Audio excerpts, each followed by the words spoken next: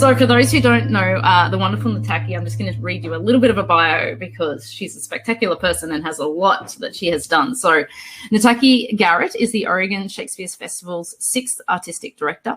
Since her appointment in April of 2019, she has guided the organisation through numerous transitions and crises, all while building toward a more sustainable producing and fundraising model. The COVID-19 pandemic forced OSF to close 5 productions only 6 days after opening in what was supposed to be Garrett's first full season as Artistic Director. During this time of global pandemic, Garrett has so far successfully raised funds for both her organisation and the theatre arts nonprofit organisations across the US into tens of millions of dollars, while also supporting the hiring and onboarding of OSF's 4th Executive Director, David Schmitz. She's currently leading the charge to mobilise theatre organisations across the nation to procure long-term federal government support to ensure the theatre industry's re-emergence post-pandemic.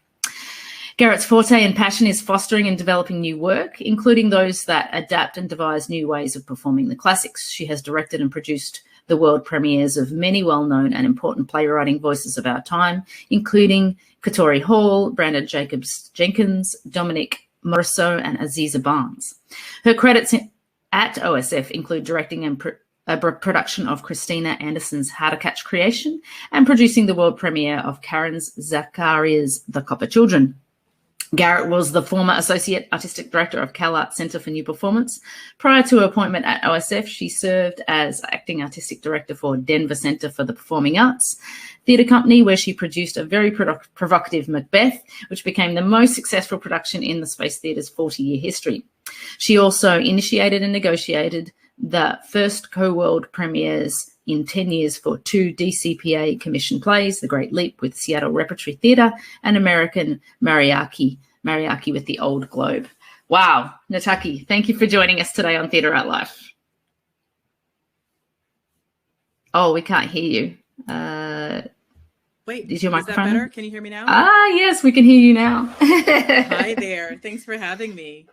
Wow. Where do we get started? I mean, now you're currently the role of Artistic Director for OSF, and you've been that since August 2019. So tell us a little bit about your personal journey to this position and why you decided to join OSF. So OSF is one of the top 3 in terms of budget, the top 3 budgeted theaters in the United States. So it was both exciting, inspiring, and also outlandish for me to even apply for this job.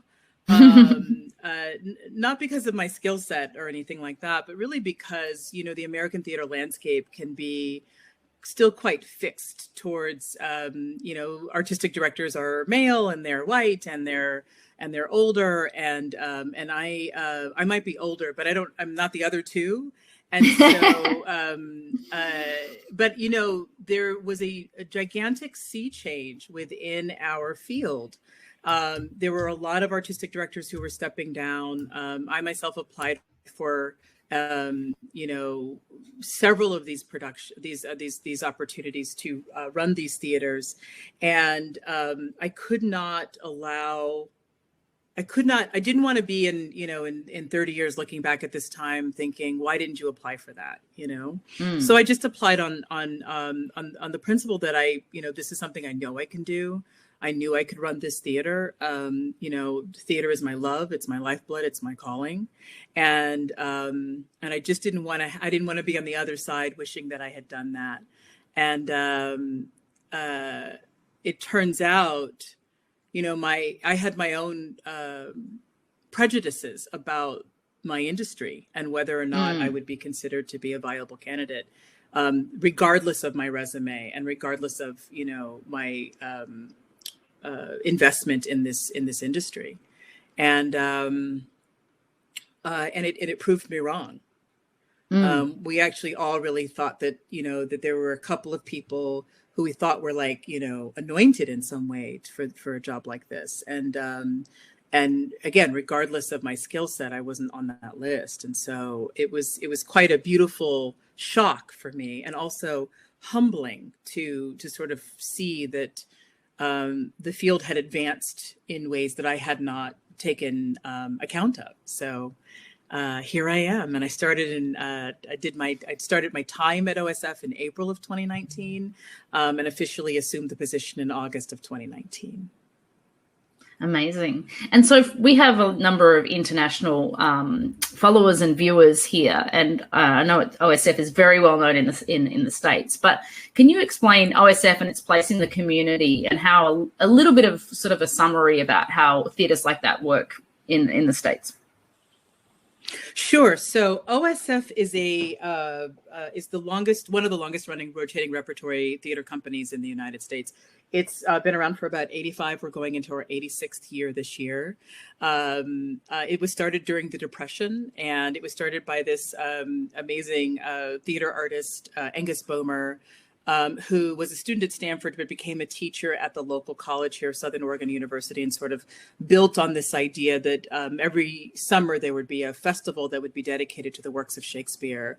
So to sort of fast forward to the fourth and the fifth artistic director, I think, were the two that really kind of shifted the model from this sort of strictly Shakespeare, this like pumpkin pants, brocade rope around a chiffon gown kind of presentational styled Shakespeare, to something a little bit more, I guess, in line with the spirit of Shakespeare, a little bit more about the aesthetics of now, and this idea of being, that Shakespeare was a populist and was really interested in conversations around what was important to the people at the time, and using that as a sort of jumping off board.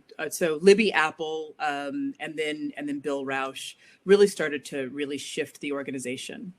And then Bill, in his last few years, did another shift, which was to point the organization towards being more equitable. The way he did this initially was to start a couple of playwriting commissions. One of them was American Revolution. So you might have heard of the movie All the Way that starred Bryan Cranston. That began as a play that was commissioned here at OSF. It was also on Broadway. Wow. The play Indecent, which was was on Broadway, that was also a play here first. It was commissioned here. So there was a real big push to focus on plays and the voices of playwrights that were not being represented, of course, with the focus on classical text, which really means mostly British but white European text. Right. So that shift is actually is this shift towards creating this sort of more equitable space in terms of the staff became different, the actors on the stage became different, because it's a repertory theater. Our actors, so you might see an actor at a matinee, performing this sort of big role, and then in the evening, being the spear carrier, in a Shakespeare play, right? So and they do both, and then on the next day they might be in the play, but also have rehearsal for the third thing that they're going to be in. Because when you're working in rep, our actors are doing all of these roles. We have a small company that covers 11 or 12 plays in a season. Wow. And those plays are all happening at the same time. So a rotating repertory is like, if you take like a regular theater and you like take, their sort of 8-show offering that they do over the course of, their school year season from September, through June of the following year. And then you compound that so that you smash it all together and you just do all of those shows at the same time. So 2020 sounds intense. On March, it's a little crazy. On March 6th in 2020, we opened 5 shows. 5 productions opened at once. We had a big opening weekend, and then we were actually on our way to begin the rehearsal process for our next 3 show openings. So we'd have the 5, we add 3, and then we were going to add 2 more to that. And that's sort of what we do. When you come to OSF, you can see 3, 5, 8 shows. Sometimes you can see 10, over the course of, a 4-day or 5-day stay. And so it's kind of like, it's like a vacation, for theater goers, where you can actually come and immerse yourself in the work on the stage. And then there are all these engagements around it where you can talk to the actors or talk to some of the craft artisans who do our costumes or make our sets. You could watch a set changeover, because those are pretty intense, if you can imagine. So, the whole operation, when it's all running, there are about 540 people making this sort of magic happen in every aspect of it here at OSF. That's amazing. And how many do you replace the actors every year, or is it the same team? And how many of them are in the group? So historically, there's been this idea of company, you're an acting company member, because there are some people who who've been coming back for like 25 years, to work at OSF. There's a kind of understanding within the community that surrounds OSF that is the sort of central company. But actually, when you get here, what you learn is that like everybody is a company member. So the actors are hired year over year, and we do actually do a lot of work to make sure that the people who have dedicated their lives to doing their work here, that they have a home to go to. Like, this is the place. But those actors, some of them live locally, and some of them live in Minnesota, and some of them live in New York, and some of them live in LA, but they come back year over year, and it's a 10-month stay for some of those actors. So you spend most of your year here at OSF. They might as well move there. We always create. Yeah. Well, and you wish they could, but it's almost expensive here as it is in San Francisco. Okay. Because it's a vacation town. It's like moving to Aspen or Vail or something. Right. We also do make sure that a number of our roles are available to bringing in, new people with new energy and new acting chops and new ideas. Some people right out of their graduate training programs, their MFA programs. So yeah, it runs the gamut. That's amazing. And so the last year and a half must have been completely intense. And I kind of want to ask you, before we get into what you've been doing, you took the role in August 2019. And if you could go back right now and tell Nataki in 2019 anything, what would you tell her? Whoa, Nelly, hold on, sweetheart, because it's been a bumpy ride. Woo! So if you can imagine, so two things happen in March of my first full season here. So in March, what we do is we launch whatever, the 5 shows that we're going to launch at the beginning, 3 in the Bomer, 2 in the Thomas Theater.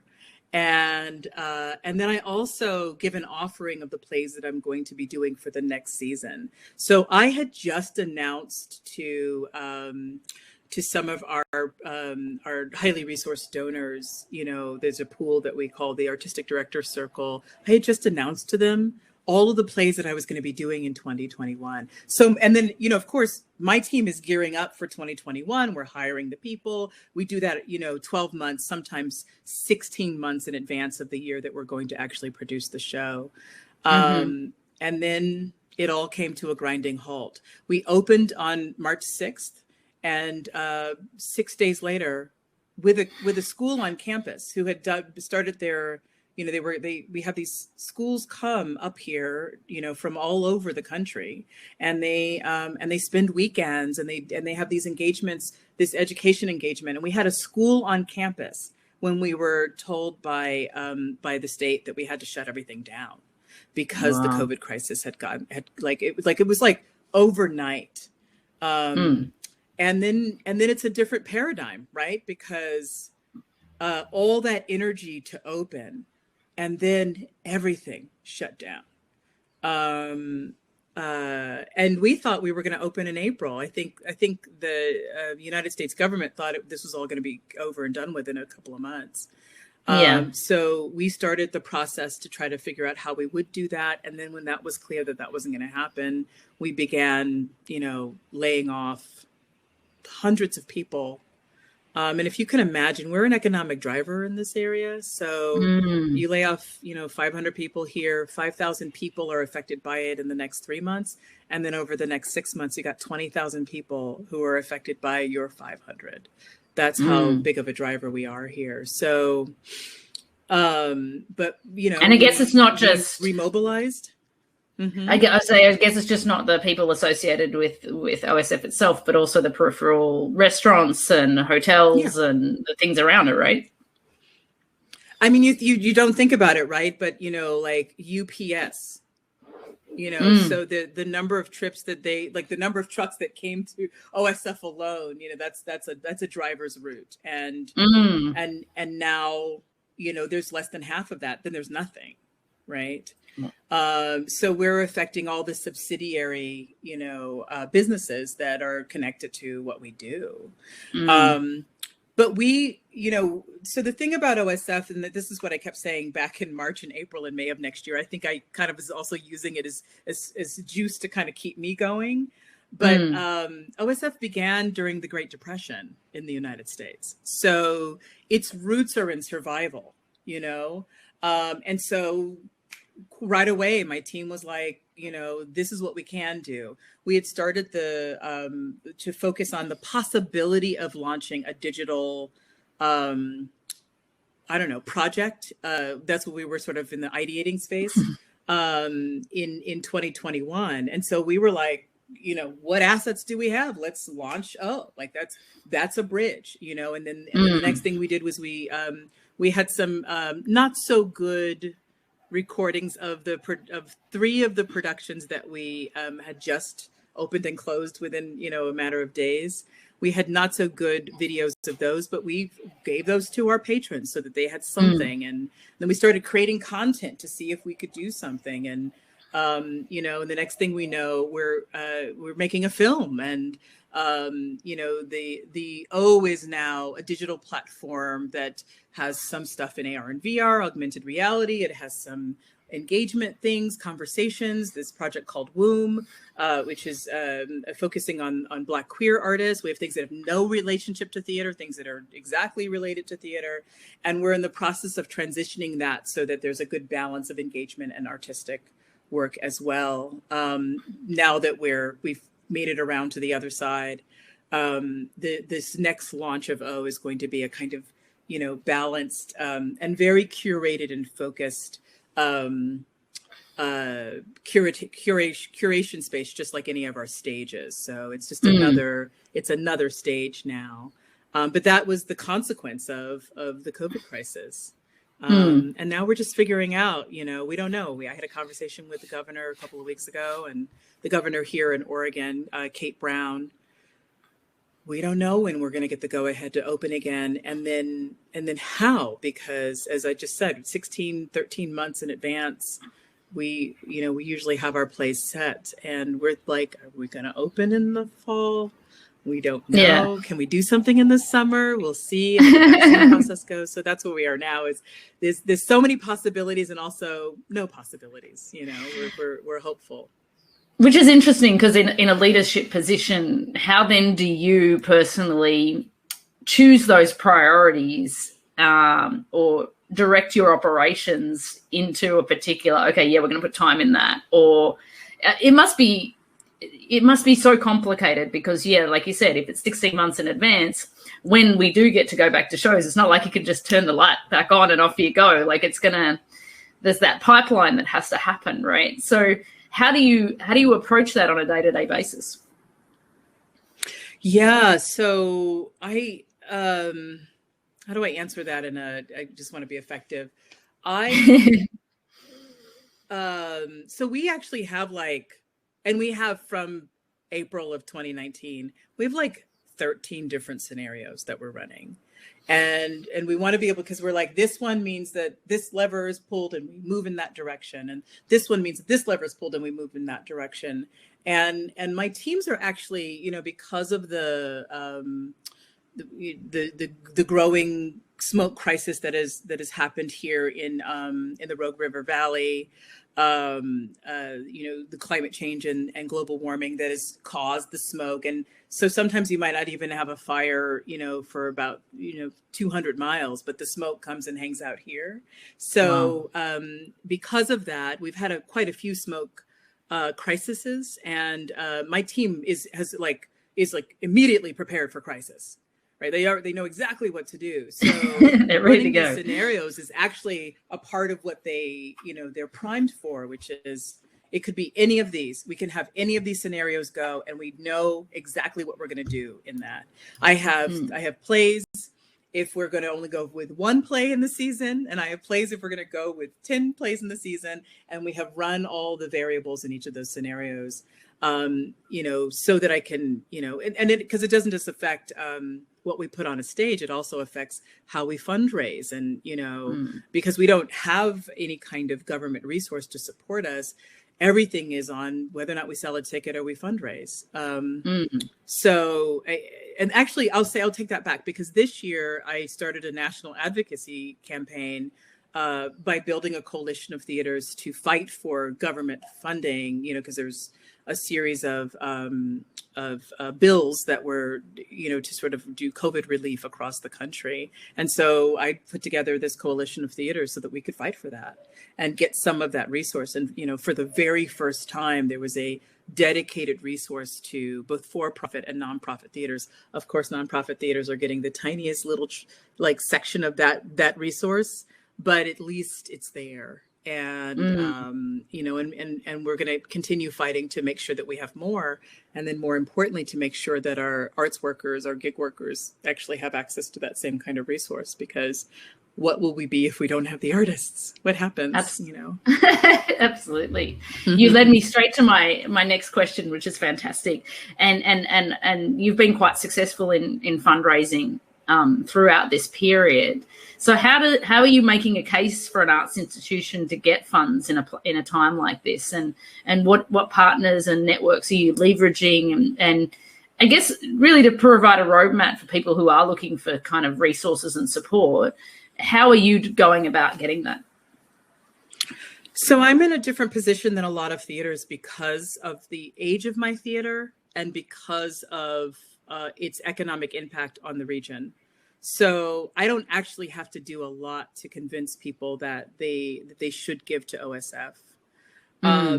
However, I do know that across the field there was my colleagues were reporting back that there was a waning in our top 1% donors and their willingness to give to theaters because they were being asked to give to politicians. We had a big election last year and they were being asked to give to food banks because, people needed the resource. And so they were feeling very stretched. And also I think because I'm a new artistic leader and I'm also an African-American female artistic leader.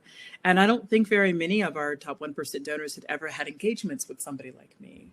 And you have to be willing to give to the visionary that sets the vision, right? And so I immediately pivoted. My thing was there's a lot, go ahead and put your money towards the things that you feel like you need to. We'll find intersection later, but I have to raise this money no matter what you say.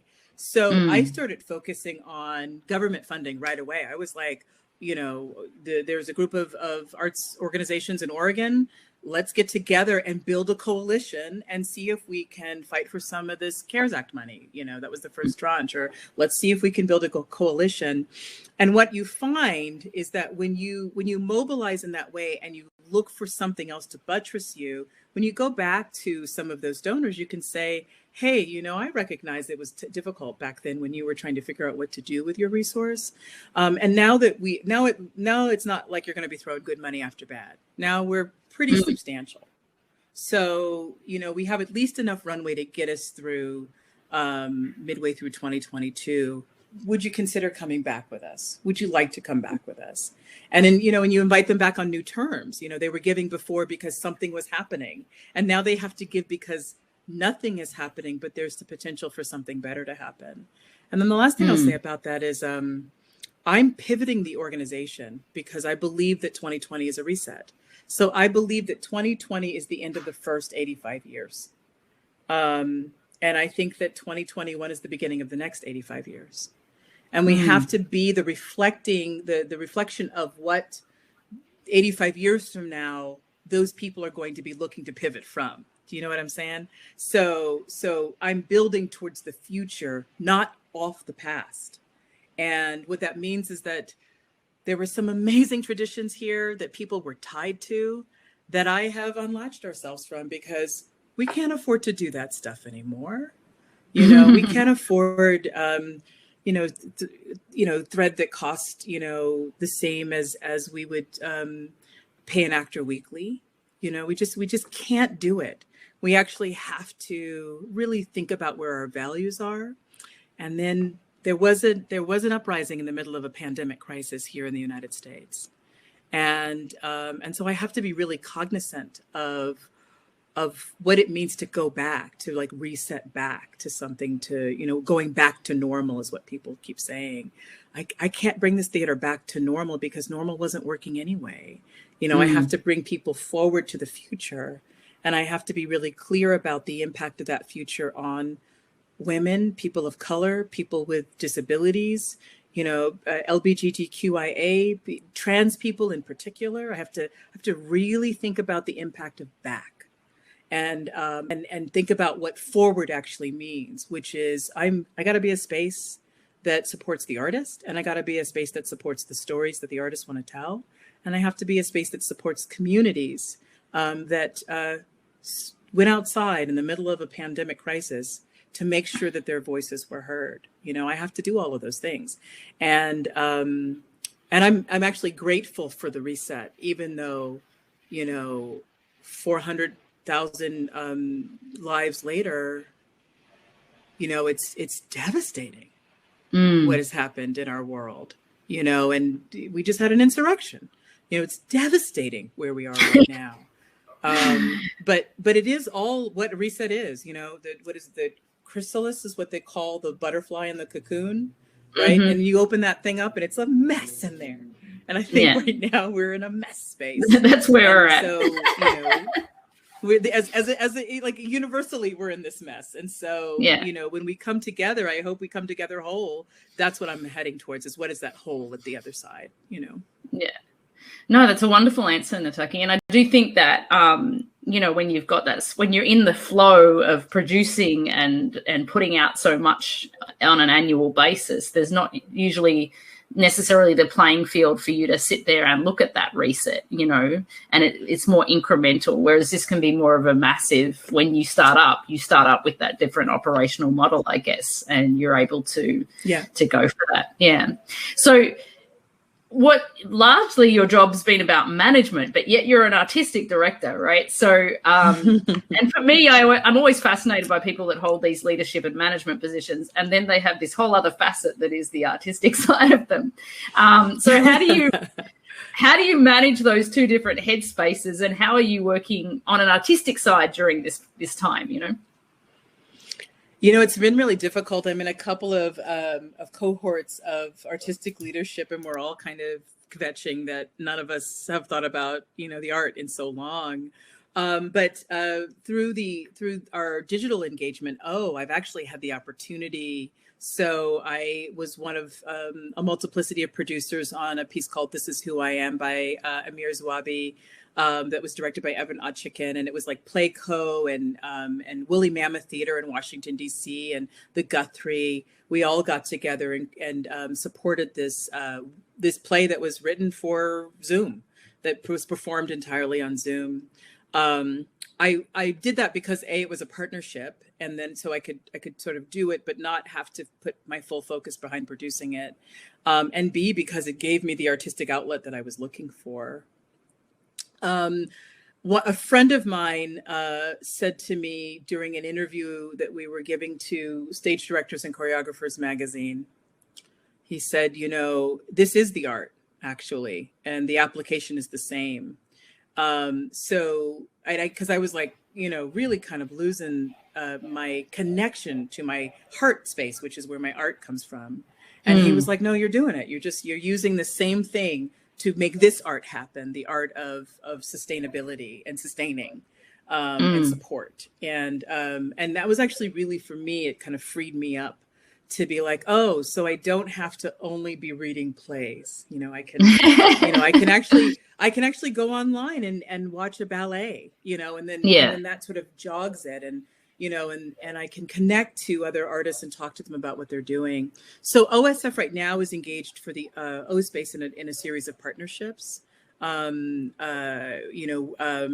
Working with an organization called Black Lives, Black Words, looking to do some online pieces with them. We're working on a project called the Visual Sovereignty Project with a group of Native creators. We did a film called Ashland that we presented, and I'm the executive producer on that. So these are like the spaces for artistic outlet. And then, so what it means is that the plays that I have read, that I've told my literary team, you can't send me every play. Like, everything you read is not going to be amazing right now because I just don't have the bandwidth. But send me the play that really moved you. And so I've had access to this material that's like, that's right. That's why I love theater. The medium itself is going to give so many people a chance to reflect in the ways that we need to know who we are as humans, to understand our own humanity. And so I'm reading these plays that are like, thank you for playwriting. As opposed to before, where I was like, you got to read 37 of them. You better, figure out which time on the treadmill you're going to do it. So I'm actually it's like you can't take it for granted when you don't have the time to really dedicate to it. And no harm, no foul. I have some playwright friends who are like, I have one play out of 10 that is actually amazing.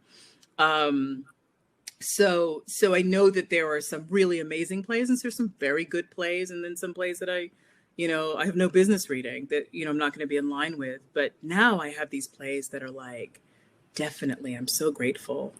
And then I'm trying to engage with as many conversations with artists to prepare ourselves for 21 and 22, to talk to them about, what do you want to talk about? What do you want to do? Like, where are you now that we're in this? Like, what are you reflecting on? And that's also been really inspiring, to sort of get out of do you have a play for me? The commodification of the playwright in the United States is terrible.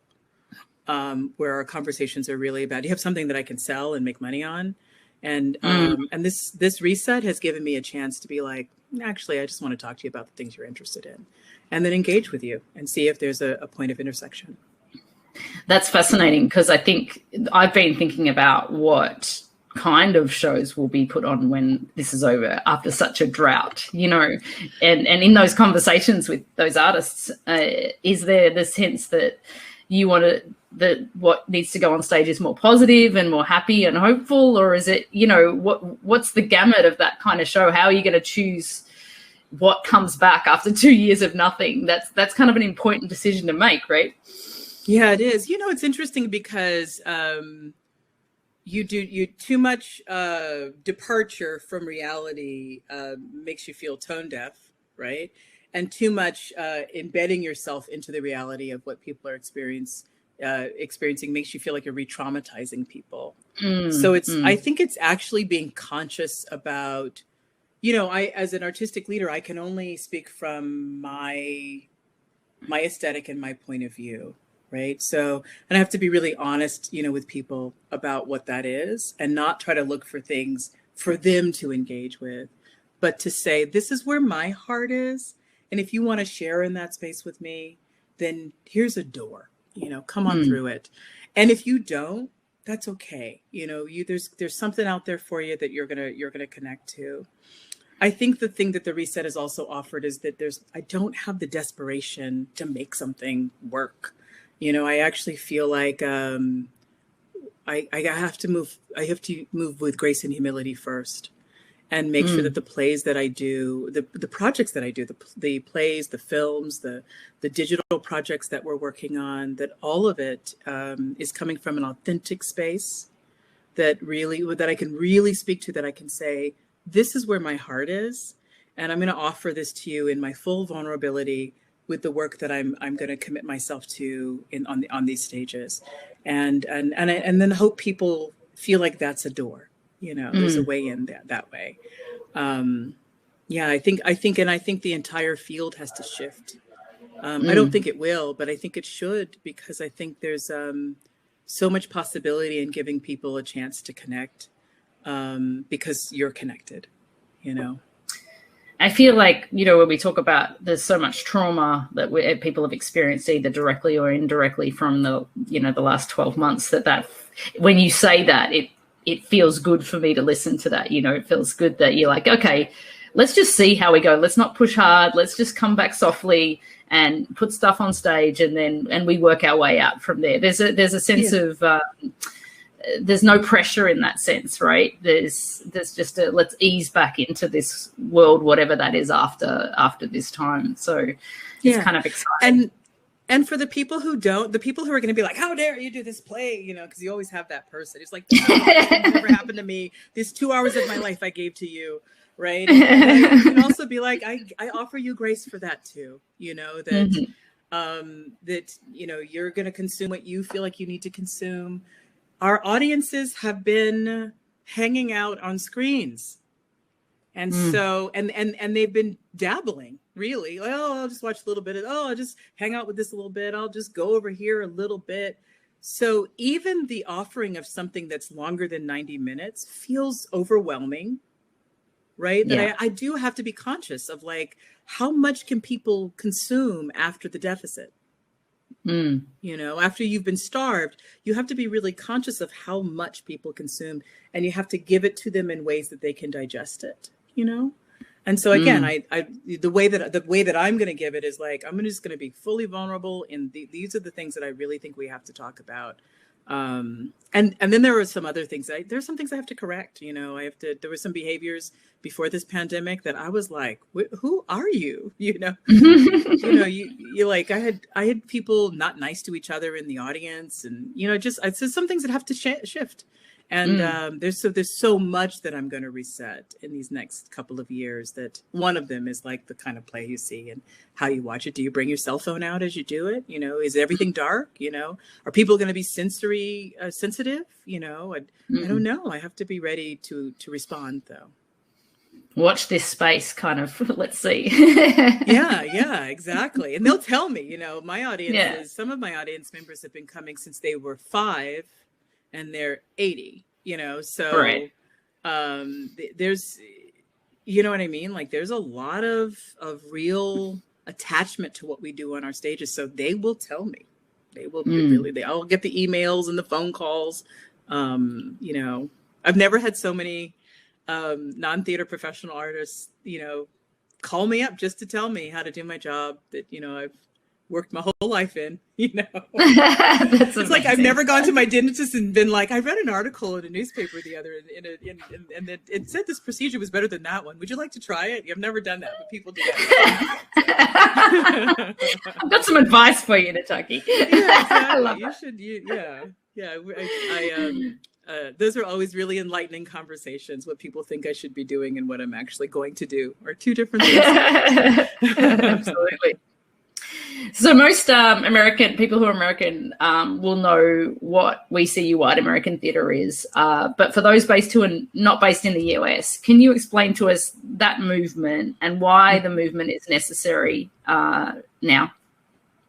Yeah. So as a response to the murder of George Floyd, which happened publicly, the murder of Ahmaud Arbery, which became public, and the murder of Breonna Taylor, which also became public, there was, like I said before, an uprising, a social uprising in the United States that really kind of catapulted the work that Black Lives Matter, that organization, was doing to put these events at the forefront of people's minds, to help start to ignite a kind of change, you know. And so the theater world responded in kind. First, it didn't start with We See You White American Theatre. It actually began with, there were a couple of really rough Facebook posts from people who had terrible experiences in the theater, and they were one was a gay Black man, and the other one was a straight Black man, and they were very candid about what had happened to them. Very clear about the kind of harm and how it wasn't the first time that same kind of harm was perpetrated, and that there needed to be a real change. And at the next Theater Communications Group conference. I'm a board member of Theater Communications Group. There was a shift because it had happened in the week after George Floyd was murdered.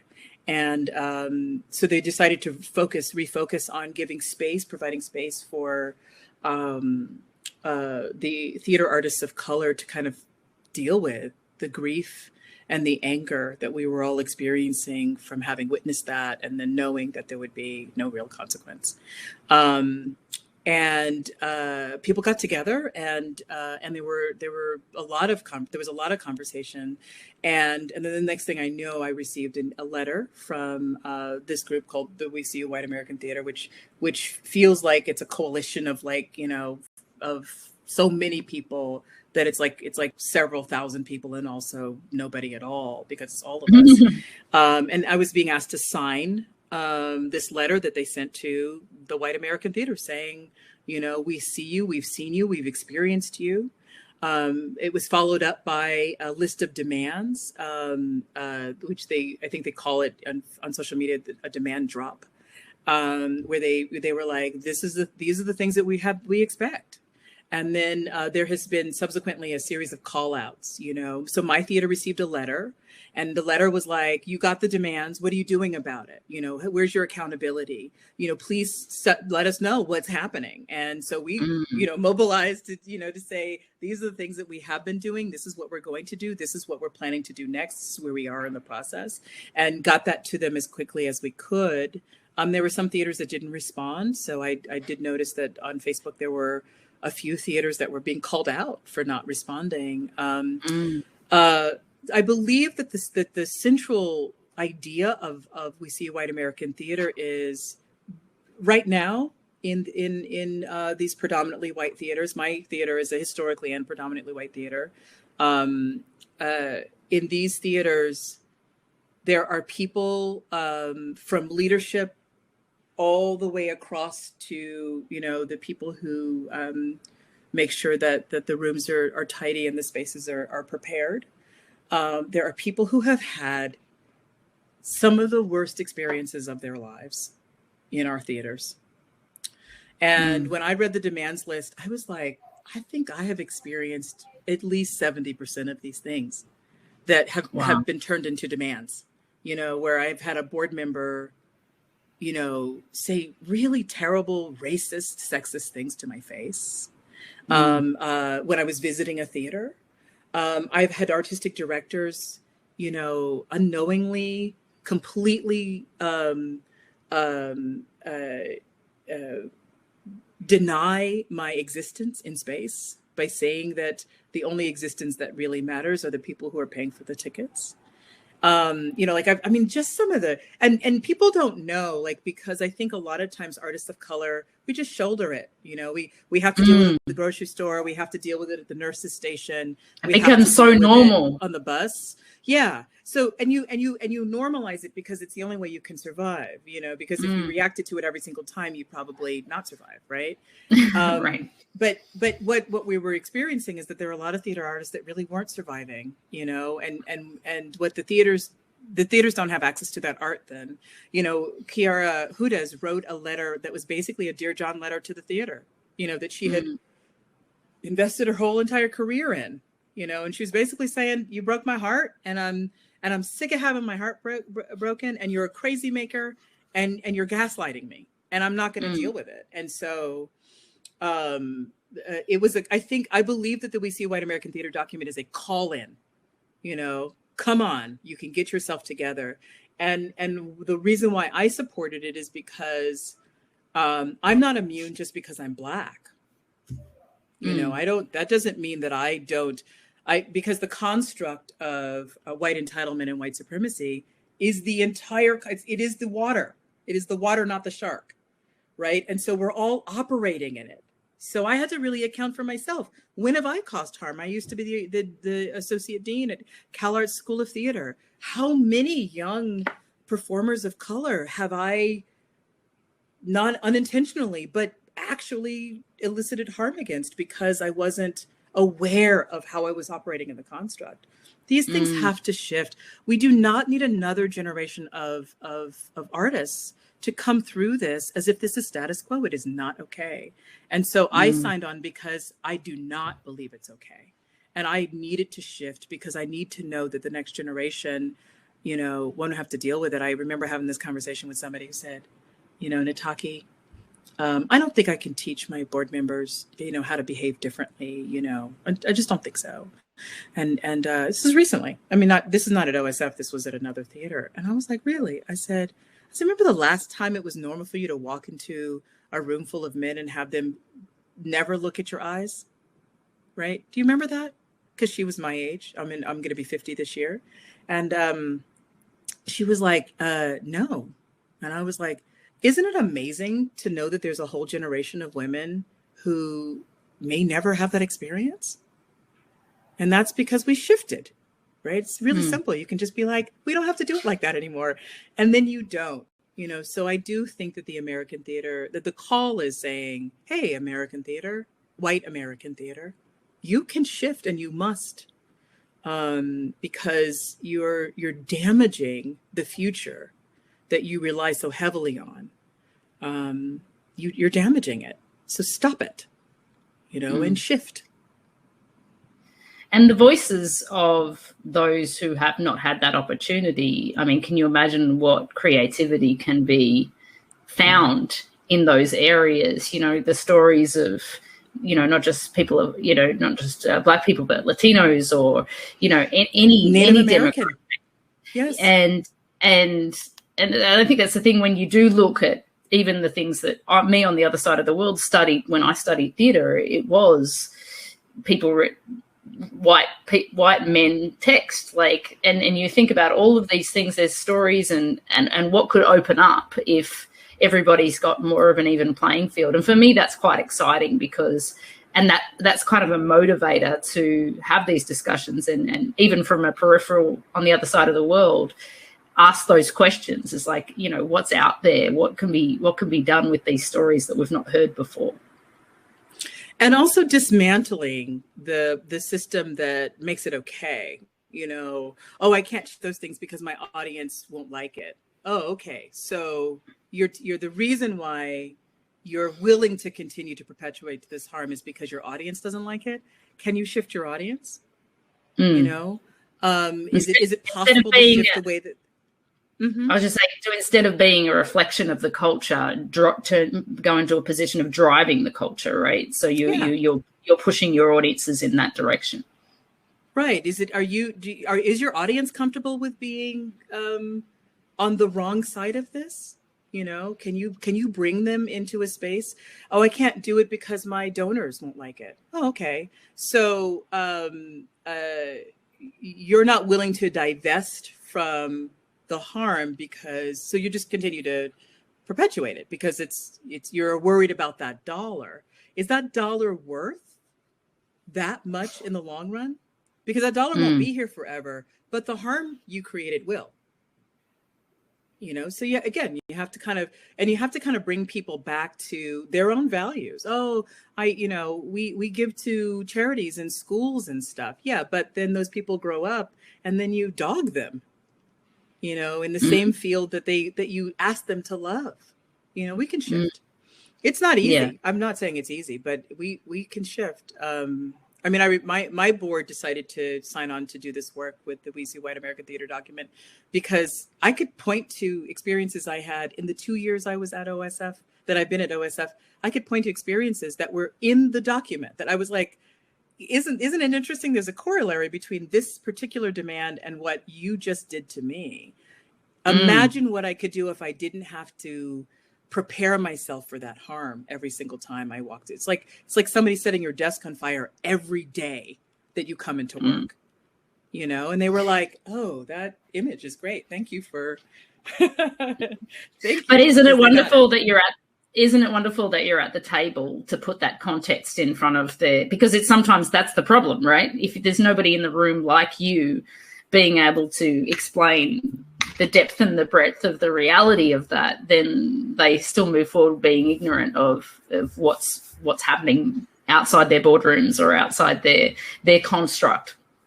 That's so true. They do. And I'm in that choice position, and also it means that I have a great responsibility to amplify the necessity for this, because I'm covering so many people who don't have that voice. People who work in the second and third tier in theaters, or who are the gig artists in the theaters, who actually don't get a chance to speak. Yeah. Wow. It's amazing. It's amazing. It's good that you see that level of responsibility you have. The pressure. There's a couple of questions here that I want to get through before we finish up. I don't want to lose it. Sorry. Sure. Cheryl had asked a question about the 10 out of 12s, and there's been recently a call for the shift in the working hours, 5 days weeks and the 10 out of 12. What's your thoughts on that?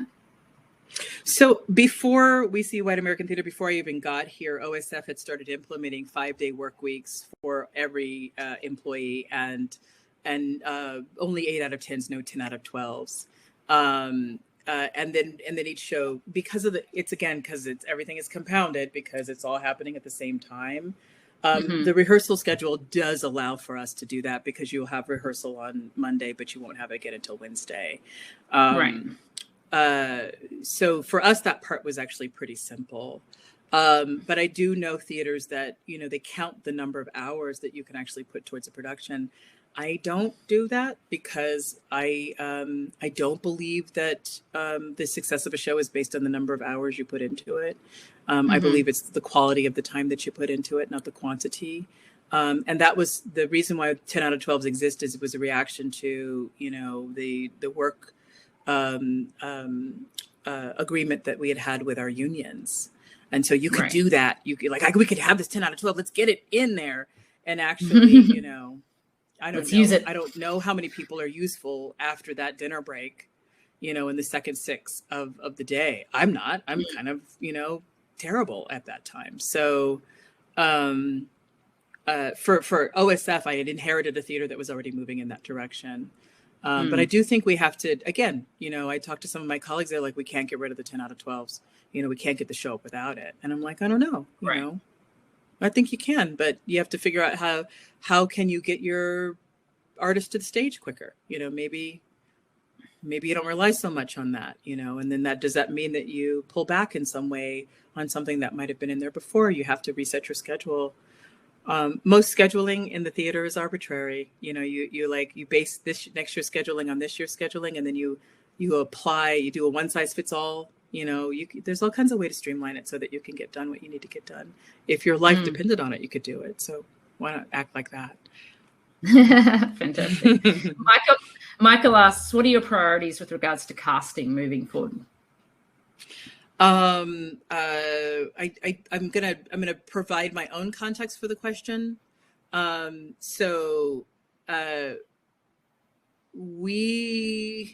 We have several actors working in rotating repertory.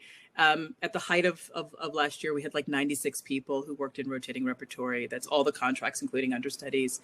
So I will continue to cast in that kind of stacked way. But I think the thing that shifted, that's going to shift at OSF, is there was a time when nobody auditioned. The artistic director just decided that you should be in this show and then appointed you. And I don't think that that's a good idea anymore, because I think that actors are artists and you have your own minds, and there are things that you want to do. And I'd rather align you with your desires artistically. So auditions are going to be a part of that.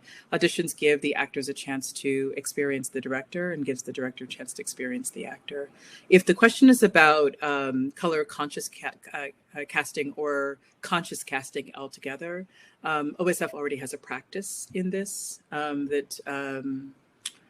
we're very clear about culturally specific plays require culturally specific artists, and then the rest of our plays have opportunities for everybody. Plays that are focused on people with different kinds of abilities and disabilities, those plays are cast in that way. Plays that represent other marginalized people, trans people, we cast according to the needs of the play. Wonderful. Oh, there's a lot of questions, so something coming in. We'll just do a few more minutes because we only really have an hour of Nataki's time and we don't want to take up too much of it. Jonathan asks, how could we connect with you regarding Ria and newer Shakespeare to connect to a global conscious which is emerging? So how can we continue this amazing conversation with OSF? It's interesting because you didn't ask me any Shakespeare questions. So yeah. I actually think that we have been connected with the National Theatre and with RSC about some of the work that they're doing on their stages. OSF had made this sort of departure from the kind of classical renditions of these plays. But there's a real conversation happening within our artistic community here, but also, nationwide, around the impact of some of that material on burgeoning audiences, because, you could do a play that's about rape culture and not know that you're supporting it. And so we engage in those conversations every single time. If you're interested in engaging, you can reach out to our literary department here at OSF. If you go on our website, you can find out all that information, osfashland.org, and just, say that you're interested in engaging in a conversation about the impact of that material. And then the other thing is making sure that we recognize the impact of colonization, and how Shakespeare played a real role in that across the world, and making sure that the people that we bring to do the work of Shakespeare recognizes their responsibility to highlight that in the work that they're doing, so that this sort of ignoring the impact is not going to happen around here at OSF. We actually have to be clear about the impact of that. And that, Shakespeare was used as a tool of eugenics. It's like all kinds of ways in which you can take something that's actually really quite amazing and impactful and turn it into a negative, terrible, nasty tool. And history means that you have to take responsibility for both. Oh, it's such a big topic, that one. We recently had a podcast with somebody who's doing like a whole thesis on Shakespeare and how it spread across the globe alongside colonization. And we all study it and we all have it as part of our thing, but there's not really that layer behind of like, why is it here? And why do we all have this as part of our vocabulary and part of our theatrical makeup?